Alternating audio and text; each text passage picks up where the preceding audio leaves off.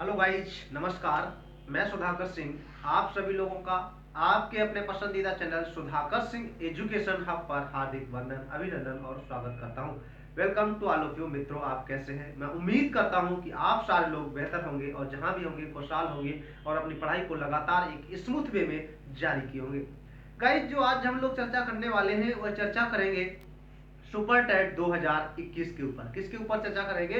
Super TET 2021। जैसा कि आप देख पा रहे होंगे बोर्ड पर मेंशन है सुपर टेट 2021 जो है हमारे पास वैकेंसी है।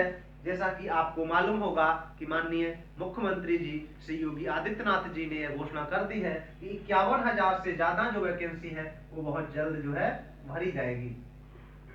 51,000 से प्लस वैकेंसी है जो बहुत जल्द भरी जाएगी, जिसका जो है एग्जाम मार्च या अप्रैल में कंडक्ट कराया जाएगा। और जो सुपर टेट में प्रश्नों की संख्या होती है वह प्रश्न जो पूछे जाते हैं वह 150 प्रश्न पूछे जाते हैं। कितने प्रश्न पूछे जाते हैं? 150 प्रश्न पूछे जाते हैं। जो प्रश्न तकरीबन 13 से 14 सब्जेक्ट होते हैं। कितने? 13 से 14 सब्जेक्ट से 150 प्रश्न पूछे जाते हैं गाइस, जिसमें एक सब्जेक्ट है साइकोलॉजी, जिसे हम मनोविज्ञान कहते हैं। और मनोविज्ञान की अगर मैं बात करूं, मनोविज्ञान जो है 3 खंडों में विभक्त है। गाइस, कितने खंडों में विभक्त है? मनोविज्ञान जो है वह 3 खंडों में विभक्त है। कौन कौन से 3 खंड हैं? नंबर 1 बाल मनोविज्ञान, बाल मनोविज्ञान। नंबर 2 शिक्षण कौशल,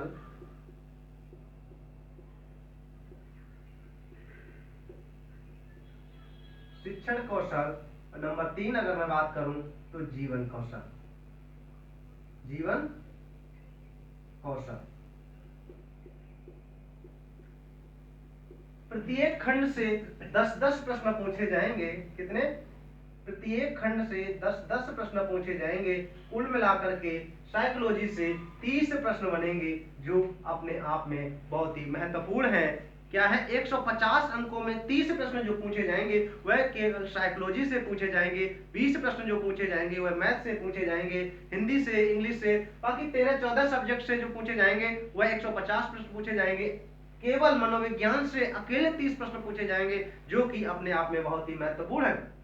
और आज जो हम लोग चर्चा करेंगे वह मनोविज्ञान में जो दूसरा हमारा खंड है शिक्षण कौशल, उस पर आज हम लोग चर्चा करने वाले हैं। और शिक्षण कौशल में अगर मैं बात करूं तो शिक्षण कौशल में जो हम लोग आज चर्चा करेंगे वह चर्चा करेंगे प्रारंभिक शिक्षा के नवीन प्रयास। प्रारंभिक शिक्षा के नवीन प्रयास में हम लोगों ने सर्व शिक्षा अभियान पर चर्चा कर ली है, और जो है मैं बात करूं ऑपरेशन ब्लैक बोर्ड योजना पर चर्चा की है। और आज जो हम लोग चर्चा करेंगे वह चर्चा करेंगे राष्ट्रीय साक्षरता मिशन, राष्ट्रीय साक्षरता मिशन, जिसे शॉर्ट में एनएलएम के नाम से जानते हैं, नेशनल लिटरेसी मिशन।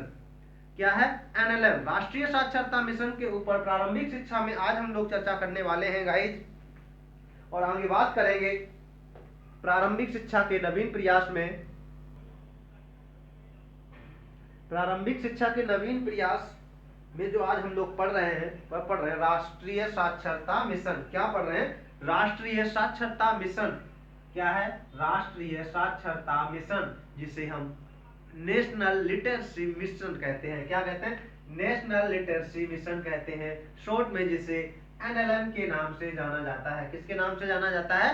राष्ट्रीय साक्षरता मिशन को एनएलएम के नाम से जाना जाता है।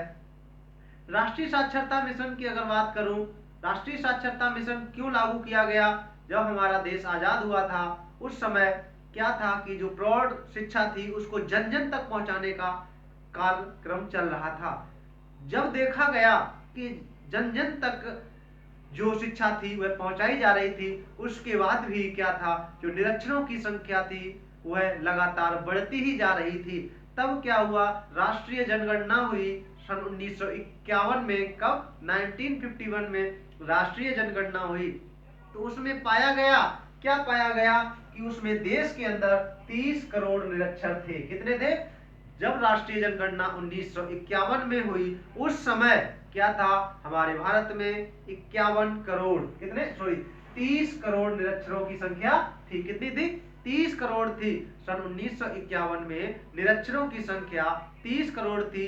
उसके बाद जब सन 1951 में 51 के बाद सन 1991 में जब राष्ट्रीय जनगणना हुई, तब देश के अंदर पाया गया कि 48 करोड़ निरक्षरों की संख्या हो गई। कितनी हो गई?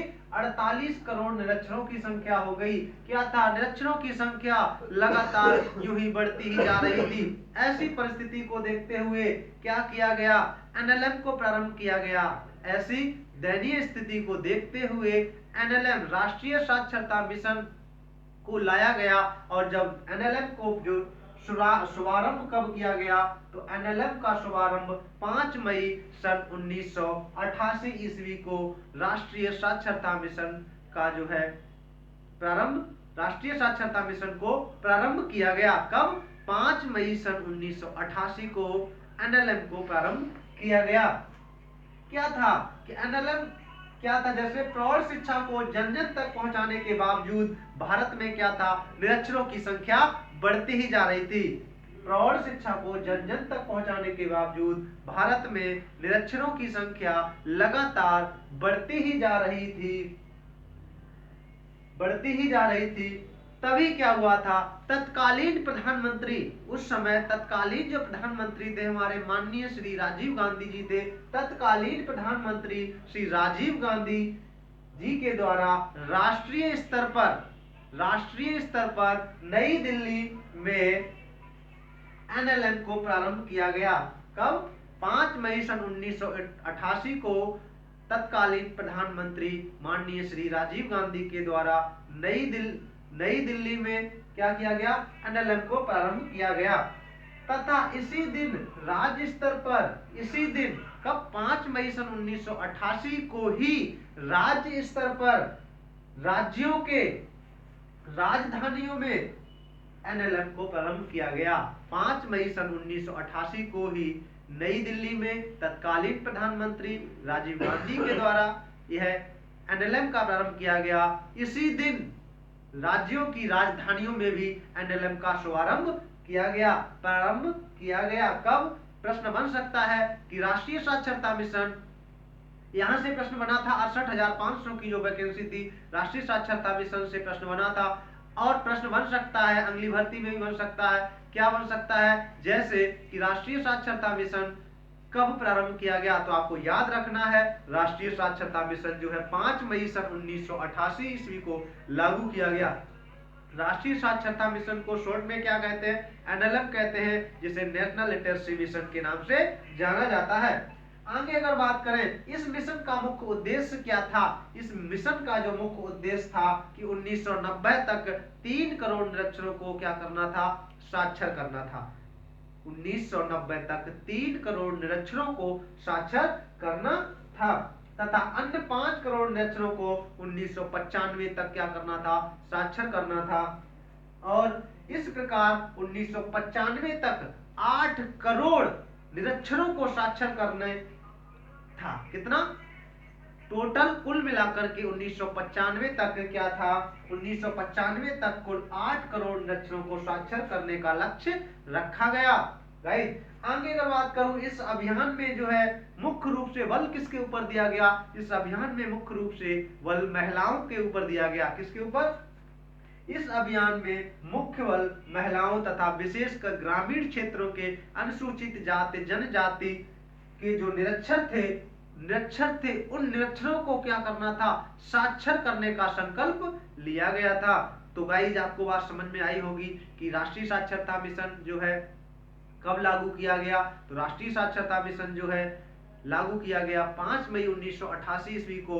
आगे इसी में अभी हम लोग पढ़ेंगे डीपीईपी। क्या पढ़ेंगे? डीपीईपी, जो जिला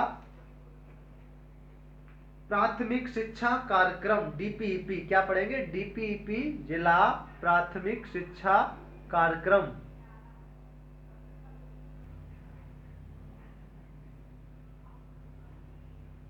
अब जो हम लोग पढ़ेंगे डीपीईपी, जिला प्राथमिक शिक्षा कार्यक्रम, क्या है, जिला प्राथमिक शिक्षा कार्यक्रम। डीपीईपी की अगर बात की जाए, डीपीईपी कब प्रारंभ किया गया? तो प्रश्न बना था यहां से कि डीपीईपी का पूरा नाम क्या है। तो डीपीईपी का पूरा नाम जो है डिस्ट्रिक्ट प्राइमरी एजुकेशन प्रोग्राम है। डीपीईपी का पूरा नाम डिस्ट्रिक्ट प्राइमरी एजुकेशन प्रोग्राम है। उसके बाद अगर बात करें डीपीईपी का मतलब क्या है, कि डीपीईपी जो थी शिक्षा को सार्वभौमिकरण की दिशा में केंद्र सरकार द्वारा संचालित कार्यक्रम है। क्या है, शिक्षा को सार्वभौमिकरण की दिशा में केंद्र सरकार द्वारा क्या है, संचालित एक कार्यक्रम है। जो डीपीईपी है शिक्षा के सार्वभौमिकरण के लिए केंद्र सरकार द्वारा संचालित एक कार्यक्रम है। डीपीईपी जिला प्राथमिक शिक्षा कार्यक्रम। तो याद रखना है गाइज आपको क्या, कि डीपीईपी का पूरा नाम क्या है और इसका क्या उद्देश्य था। और मैं अगर बात करूं, इस योजना को सन 1944 में प्रारंभ किया गया। तो डीपीईपी जो है वह कब प्रारंभ किया गया? डीपीईपी जो है सन 1944 में क्या हुआ, संचालित किया गया। जो इस पर खर्चा हुआ वह केंद्र सरकार ने कितना जो है वहन किया और राज्य सरकार ने कितना वहन किया। अगर खर्च की बात करूं मैं यहाँ पर जो डीपीईपी में, तो 85 करोड़ रुपए क्या हुआ, इस पर खर्चा हुआ। सॉरी 85% जो है किसने किया, 85% जो है खर्चा यहाँ पर केंद्र सरकार के द्वारा वहन किया गया और 15% जो खर्चा हुआ डीपीईपी में वह राज्य सरकार के द्वारा हुआ। 100% में 85% केंद्र सरकार के द्वारा जो है वहन किया गया और 15% राज्य सरकार के द्वारा वहन किया गया। कितना,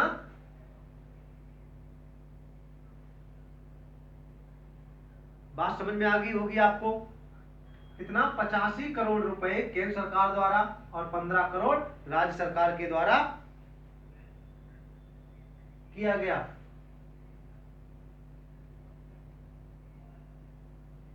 सॉरी 85 करोड़ नहीं होगा, यहां पर होगा 85% और यहां पर क्या होगा 15%। खर्चा जो था 85% जो है केंद्र सरकार के द्वारा और 15% राज्य सरकार के द्वारा किया गया। केंद्र सरकार वहां ये जो है खर्च जो किया केंद्र सरकार ने, वह कहां से पैसा लाई? तो क्या हुआ कि केंद्र सरकार वहां स्रोत तथा यूएनआईसीईएफ, नीदरलैंड, आईडीए आदि संस्थाओं से क्या करती है, सहायता प्रदान करता है। और अगर बात करूं वर्तमान में विदेशी सहायता जो है वह 6,938 करोड़, कितनी, 6,938 करोड़, जिसमें 5,137 करोड़ आईडीए से ऋण के रूप में लिए जाते हैं। किसके रूप में, ऋण के रूप में लिए जाते हैं। और वर्तमान समय में यह कार्यक्रम 9 राज्यों के 123 जिलों में संचालित है। कितने, 9 राज्यों के 123 जिलों में संचालित। वर्तमान समय में जो डीपीईपी है वह क्या है कि 9 राज्यों के 123 जिलों में क्या है, संचालित है। पूर्व में अगर बात करें, पूर्व में यह क्या था, पूर्व में यह जो है डीपीईपी 18 राज्यों के 273 जिलों में संचालित था। क्या था, जो डीपीईपी है पूर्व में 18 राज्यों के 273 जिलों में संचालित था। इसके अंतर्गत अब तक 16,000 से अधिक प्राथमिक विद्यालय खोले जा चुके हैं। कितने, 16,000 से, डीपीईपी के माध्यम से अब तक 16,000 से अधिक प्राथमिक विद्यालय खोले जा चुके हैं। जो है डीपीईपी का मुख्य उद्देश्य क्या था, डीपीईपी का मुख्य उद्देश्य था कि गुणवत्तापूर्ण शिक्षा को प्रदान करना। कैसी शिक्षा होनी चाहिए, गुणवत्तापूर्ण शिक्षा को उपलब्ध कराना, ड्रॉप आउट की समस्या को 10% कम करना, जातीयता, लिंग भेद, क्षेत्रवाद को 5% कम करना। दोस्तों आज आपको हमारा ये वीडियो कैसा लगा एनएलएम का? अगर आपको वीडियो अच्छा लगा हो तो इस वीडियो को लाइक करें, चैनल पर पहली बार विजिट कर रहे हैं तो चैनल को सब्सक्राइब करें। आई होप, मुझे आशा ही नहीं बल्कि पूर्ण विश्वास है कि आपको सारी चीजें समझ में आ गई होंगी। दोस्तों अगले वीडियो में हम फिर मुलाकात करते हैं, तब तक के लिए जय हिंद, वंदे मातरम।